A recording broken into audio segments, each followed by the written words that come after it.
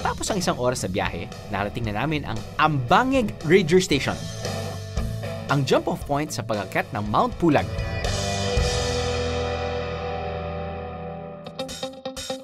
Sa mga ayaw mag-camp sa Mount Pulag o kaya bumisita ng weekend at round trip lang ang akyat, pwede kayong mamili sa mga homestay options na may matutulugan, kainan at malinis na banyo. Pero kung sakaling magkaubusan ng kwarto o feel nyo namang mag-camp, swerte kayo dahil may campsite din dito na may parentahan ng tents at sleeping bags. Ayos! Kami, Bogchi muna!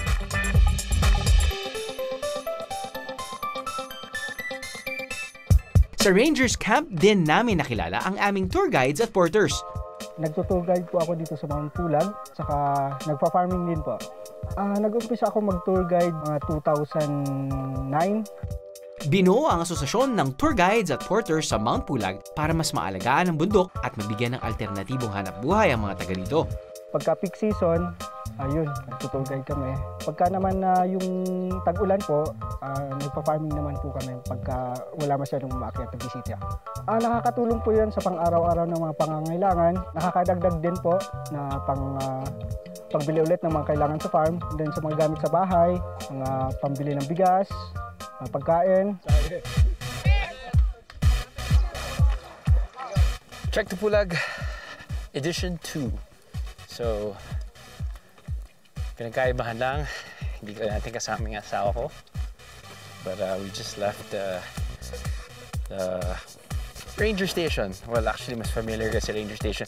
But it's our first time to stop over it's like a house or an inn. Si Kuya Pablo yung ating magiting na tour guide this time around.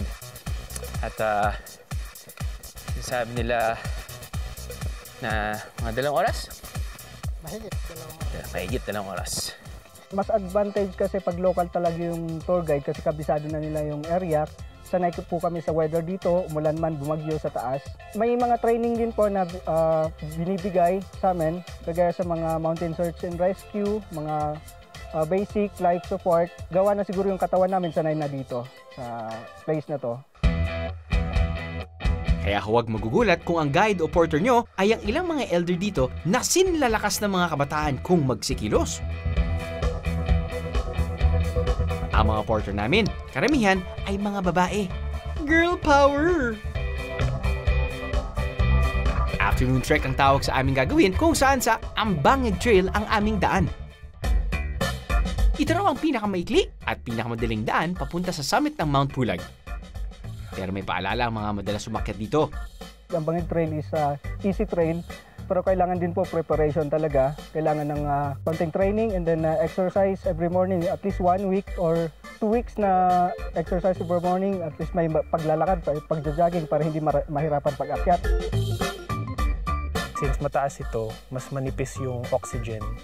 Maraming nagkakaroon ng trouble breathing. So hinihingal agad sila. Kailangan at least, wag lang cardio gawin.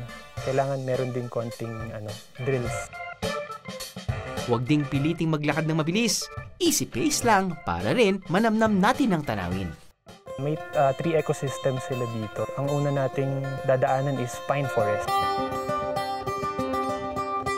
Hili-hilera at naglalakihang pine tree ang matatanaw sa pag-alis mo sa Ranger Station. Magandang spot din ito para sa iyong mga dramatic selfie.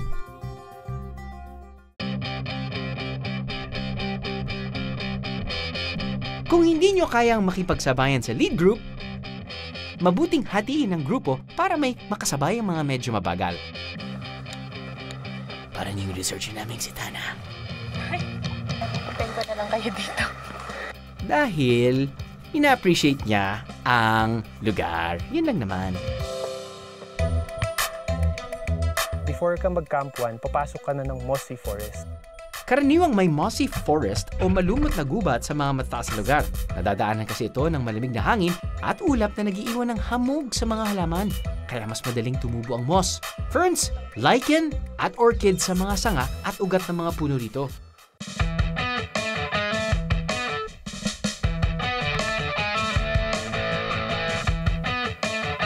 Mossy Forest din ang papasukin nyo dahil nasa mataas na altitude rin ang lawang nito. Lake Latip nga po. Ang pangalawang lawa na nakatago sa ibabaw ng kabundukan ng Kabayan. Bago marating ang nasabing lawa, kailangan lumakad din sa loob ng Mossy Forest. Ang kaibahan lang, walang maayos na trail ang lugar. Aapak sa mga ugat at sanga ng kahoy na iyong madadaanan.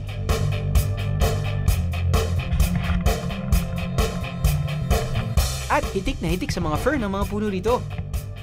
Maganda rin pangkondisyon ng lawa na to, sakaling nagdadalawang isip ka kung kaya mo umakyat sa Mount Pulag. Latupngapuh Lake is a mud lake. Kasi sa gilid pa lang, pag-apak mo pa lang is masushoot yung shoes natin.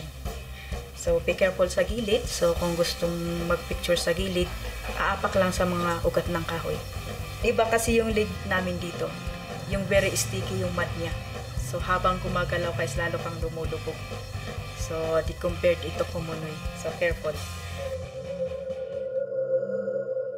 Dahil wala masyadong tao, tahimik ang lugar. Feeling ko nga bigla akong napadpad sa set ng isang horror movie. Shake, Rattle, and Drew! Oh, Spirit of the Glass! Ow! Ano, nabitig ka sa biyahe? God! All you gotta do is just subscribe to the YouTube channel of GMA Public Affairs and you can just watch all the Behind the Drew episodes all day, forever in your life. Let's go! Yeehaw!